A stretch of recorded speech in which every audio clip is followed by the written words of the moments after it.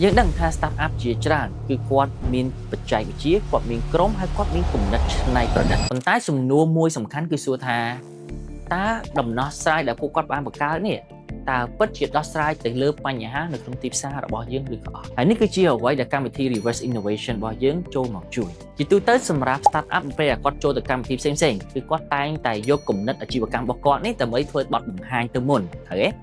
ប៉ុន្តែនៅក្នុងកម្មវិធី reverse innovation របស់យើងគឺផ្ទុយទៅវិញគឺយើងមានអ្នកដែលគាត់ជាអ្នកជំនាញនៅក្នុងទីផ្សារក្នុងការកំណត់បញ្ហាដែលទីផ្សាររបស់យើងកំពុងជួបប្រទះហើយមិនទាន់មានការដោះស្រាយឲ្យមានប្រសិទ្ធភាពនៅឡើយអញ្ចឹងសម្រាប់ startup ពេលគាត់ចូលកម្មវិធីគឺគាត់ស្វែងយល់អំពីបញ្ហាទាំងអស់នោះឲ្យស៊ីជម្រៅដើម្បីជួយឲ្យពួកគាត់បង្កើតដំណោះស្រាយមួយដែលមានប្រសិទ្ធភាពឲ្យគាត់រកលុយបានហើយត្រូវជាមួយនឹងទីផ្សារអញ្ចឹងនេះគឺជាកម្មវិធីមួយដែលល្អមែនទែនសម្រាប់ startup ហើយខ្ញុំលើកទឹកចិត្តសម្រាប់បងប្អូនក្នុងការចូលរួមហើយកម្មវិធីនេះគឺយើងកំពុងតែបើកហើយយើងនឹងបិទវិញនៅក្នុងសប្តាហ៍ក្រោយថ្ងៃទី2ខែ8អញ្ចឹងណាហ្នឹងហើយក្នុងរដូវកាលមួយនេះគឺយើងមានចំណោទបញ្ហាសរុប5ធំ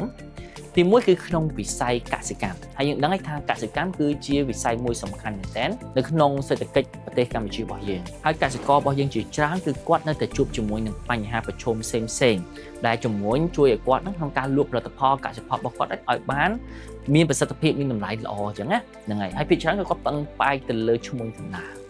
ហើយបើសិនជាយើងនិយាយអំពីចង្វាក់ផលិតកម្មវិញក៏វានៅមានកម្រិតនៅឡើយហ្នឹងហើយអញ្ចឹងសម្រាប់ startup គឺអ្នកនរគ្នាអាចចូលរួមបានថាតើយើងអាចធ្វើម៉េចដើម្បីជួយទៅដល់កសិករដែលពួកគាត់អាចបង្កើតបច្ចេកវិទ្យាបែបណាដើម្បីទៅជួយទៅដល់ចង្វាក់ផលិតកម្មនៅក្នុងវិស័យកសិកម្មនេះផ្ទាល់ឧទាហរណ៍ដូចជាការកំណត់ប្រភពដើមនៃកសិផលទាំងអស់នោះឬក៏អាចនឹងការដឹកជញ្ជូននៅក្នុងវិស័យកសិកម្មជាដើមក្រុមទី2គឺ marketing ពាក្យនេះប្រហែលជាអាចថ្មីសម្រាប់បងប្អូនមួយចំនួនអញ្ចឹង marketing នេះបើយើងនិយាយឲ្យងាយស្រួលទៅវាលក្ខណៈដូចជា marketing ជាមួយនឹង technology អញ្ចឹងថាតែបច្ចេកវិទ្យានៅក្នុងវិស័យការធ្វើទីផ្សារអញ្ចឹងយើងអាចនឹងគិតថាតើយើងអាច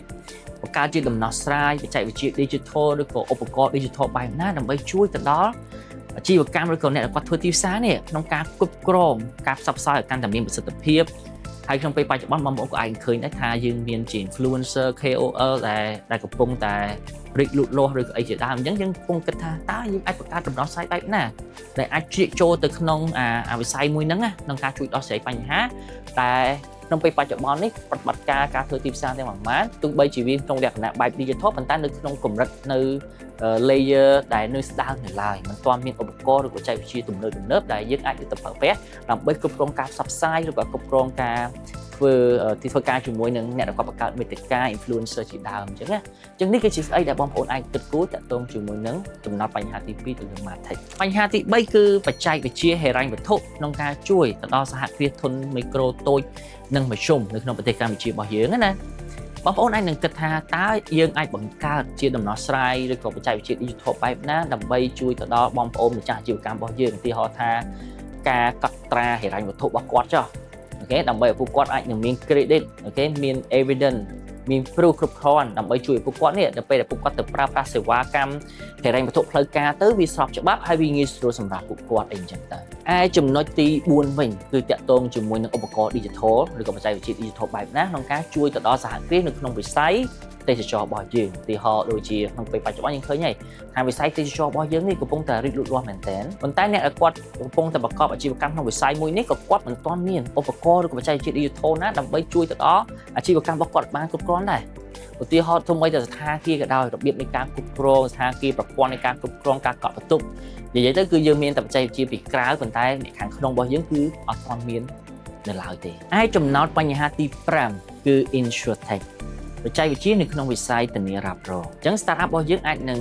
ងពិចារណាមើលដែរថាក្នុងវិស័យមួយនេះតើយើងអាចបង្កើតដំណោះស្រាយបច្ចេកវិទ្យា digital របៀបម៉េចនៅក្នុងការធានារ៉ាប់រងហ្នឹងដើម្បីជួយទៅដល់ម្ចាស់អាជីវកម្មជួយទៅដល់សហគ្រាសជួយទៅដល់មនុស្សទូទៅតែម្ដង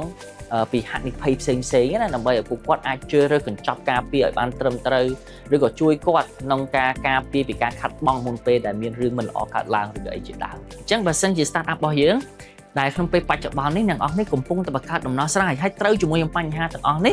ះបងប្អូនអាចនឹងចូលរួមជាមួយកម្មវិធីរបស់យើងឬក៏បងប្អូនមិនទាន់បង្កើតទេប៉ុន្តែបងប្អូនកំពុងតែមានក្រុមការងារឬក៏បទពិសោធន៍គ្រប់គ្រាន់រួចរាល់ហើយកំពុងតែស្វែងរកបញ្ហានៅក្នុងទីផ្សារដើម្បីដោះស្រាយ បងប្អូនអាចមើលទៅលើចំណោទបញ្ហាទាំងអស់នេះនៅក្នុងកម្មវិធីរបស់យើងហើយអាចចូលរួមជាមួយនឹងយើងបានហើយការដាក់ពាក្យនេះគឺជាការដាក់ពាក្យចុងក្រោយដែលយើងនឹងបិទនៅថ្ងៃ2 ខែ 8